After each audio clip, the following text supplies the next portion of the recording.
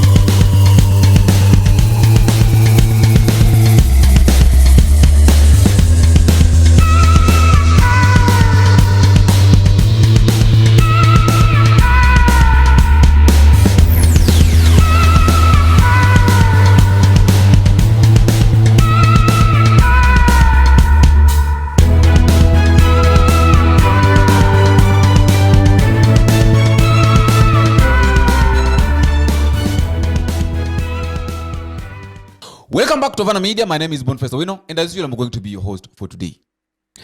In as much as we've been talking negatively about them, or sometimes maybe the elders have been saying that this generation has been misled, or is a generation that does not know anything, because they don't want to follow orders, they don't want to do anything that needs to be done, or that the millennium is doing, or something like that. But I think they have got a very big they're playing a very big role in our lives. We talked about the Gen Z in one of his sermons, and I want us to listen to the way he was saying. Pastor C was saying that these are a generation that does not need, if they decide to bring a change, they can bring a change no matter what. And what is funny is that this generation doesn't even care whether they die or not. What they want is what they get. Listen to Pastor. If they decide to vote in 2027, if they don't have the 7 years, I saw there is a bill going down, they want to add 7 years. Wherever they will vote, with their thinking, hawa lazima tuwapende. Hawa wanaweza kutana mkutano waseme hii Kenya shida yetu ni wazee, tuwaeke wote kwa malori, tuwaeke Lake Victoria, tuanze fresh. I tell you, that's how these people think. So wazee hawa watu tusiwa treat vibaya, miaka inakuja wanaweza tuamulia generation Z, mimi miaka yenu msinipangie mabaya, mimi niko side yenu. But are you getting something? But they have radical thinking. They are revolutionary. They are calling themselves the disruptors. They are trying to challenge the systems and how things have been done. They have already changed the hotel system. They don't go to hotels, they go to M.Ps. Today, if you are building a hotel, you are making a loss. M.Ps are the next in thing. They have changed the transport system. They don't buy cars, they hire. Because they don't think ownership, they think access. A Gen Z will look at a Gen X and ask, why should you work, make 17 million, buy a V8, yet you can work, make 10,000, hire a 17 million V8 and enjoy. That's how they are thinking. And so they have revolutionized the world. Even in Europe right now, majority of the young people are not working to grow the economy. They are working for necessity. So if I can work for 3 hours, get food, get money to save to come and bask in Kenya, and I get my money, why should I work for 8 hours? They have the why.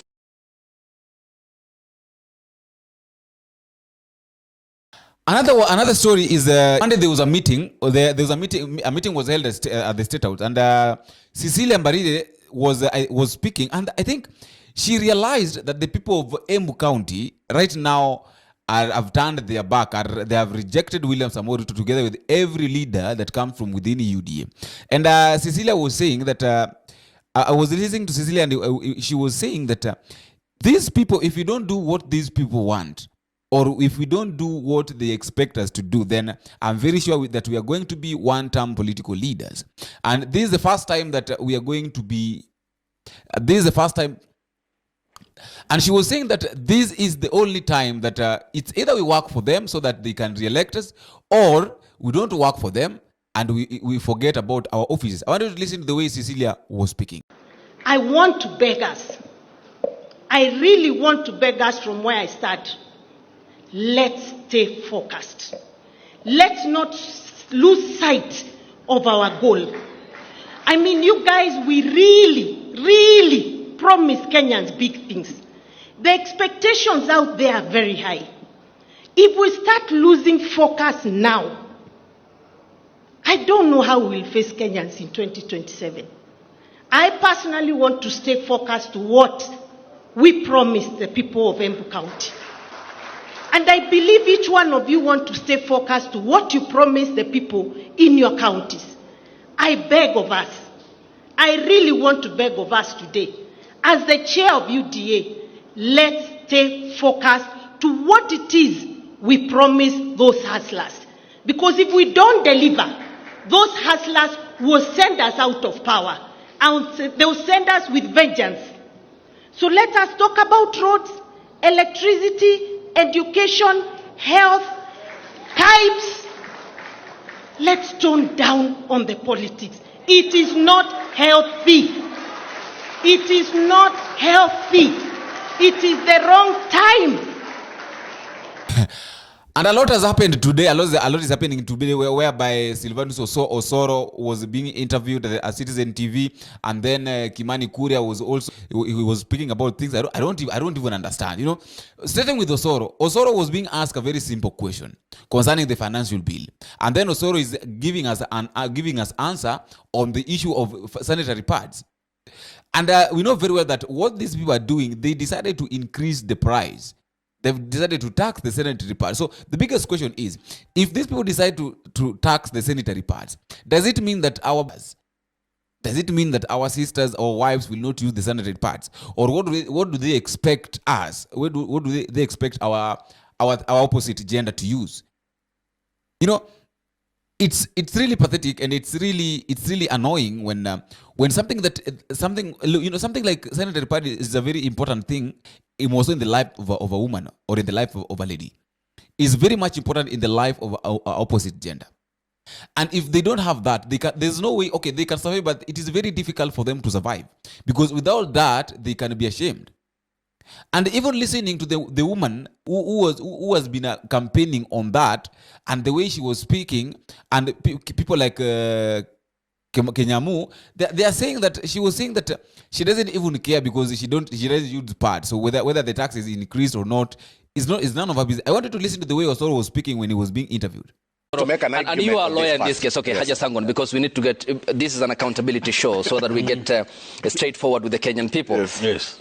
The architecture we gave unto ourselves, Katiba, clearly stipulates the positions as provided for the cabinet secretary and the principal secretary. When we departed from the old system of governance pre-2010. Why then, for example, do we need the chief administrative secretaries? I mean, in the end, they have to gobble up. They need mortgages. They have the rights to qualify for that.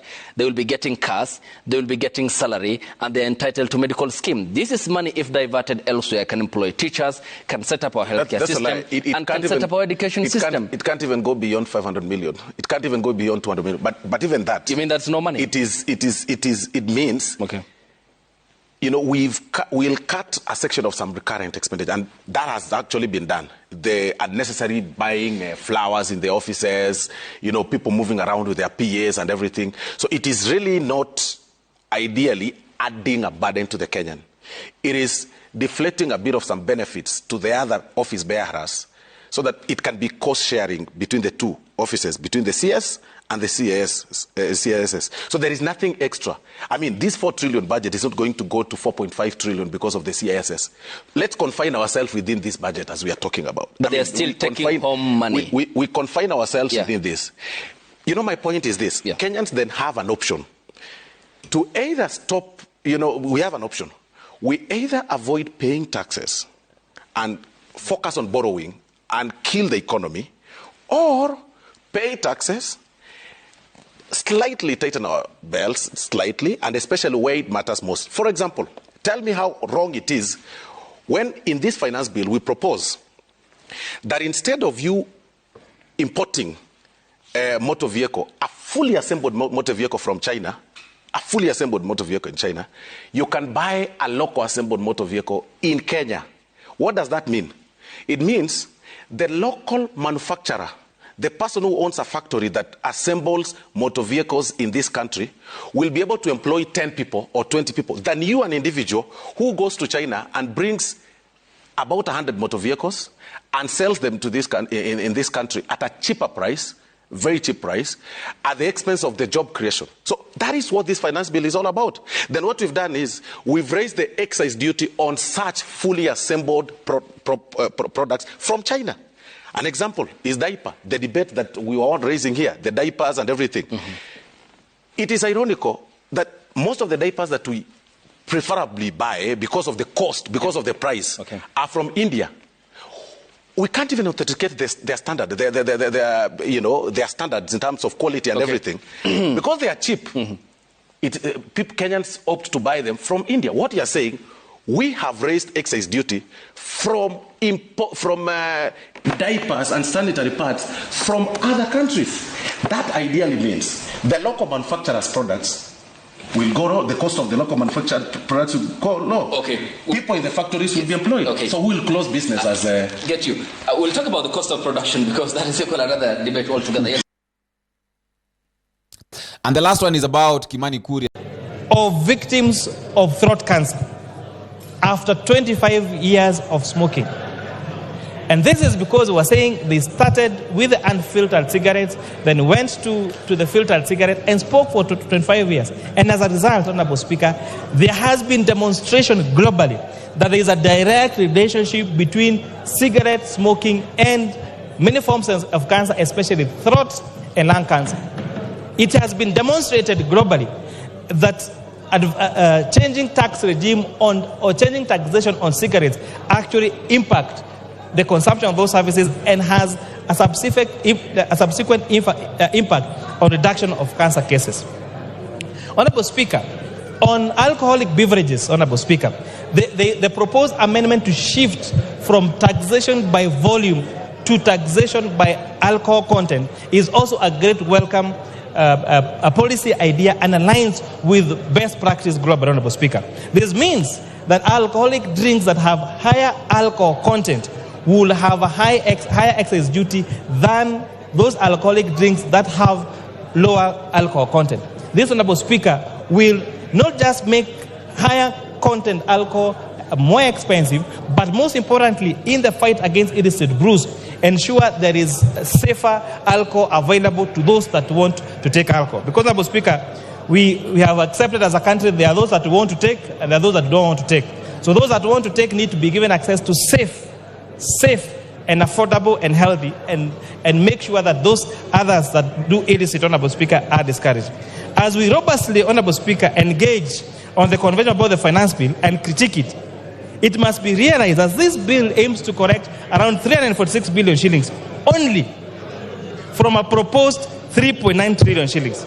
We therefore request this House, our departmental committees and our oversight committees and Kenyans in the public to interrogate the expenditure side of this budget as they are interrogating the financing side.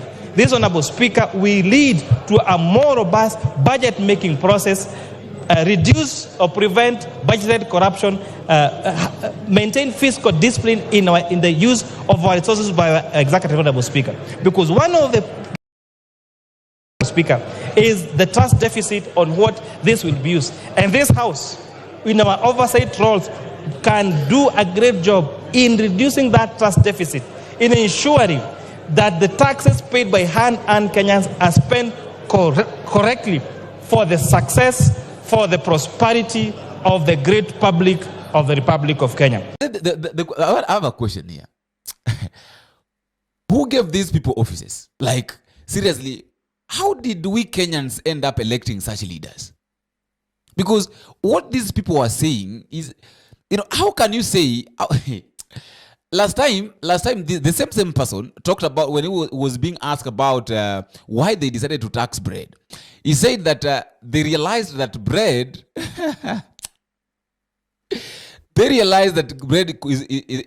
causes diabetes. Right now, the same guy is saying that they realized that cigarette is causing cancer of the throat. Some petty excuses that how can cigarette cause cancer of the throat? How? Like, there's a way you can argue your point and it really shows people a lot about you. Like, seriously, how do you argue that point? Why did you decide to increase tax on cigarette and on alcohol? The point you could have just said is this. We decided to increase tax or to put tax on cigarette and alcohol simply because it is affecting the lives of young generation, or it's harmful. Like, but you can't just wake up in the morning and say that you increase the tax on cigarette because it's causing cancer. It's causing cancer of the throat. I really don't know what you think. I also like to listen to your comment at the comment section. And just a reminder, if you're meeting for the first time, please don't forget to click the subscribe button. You can also tell me you're watching us from, as I normally say, that feedback is normally the key thing, any form of communication. I would also like to appreciate those who are giving us support. We have reached 9K within a span of less than 1 month. Something that is very nice. I really appreciate. And I also like us to continue so that coming next month, we hit 10,000 so that we can start now calling these politicians one by one, doing them interviews so that they can tell us what they are saying directly. And until we meet again, I've been your host, Boniface. Bye-bye.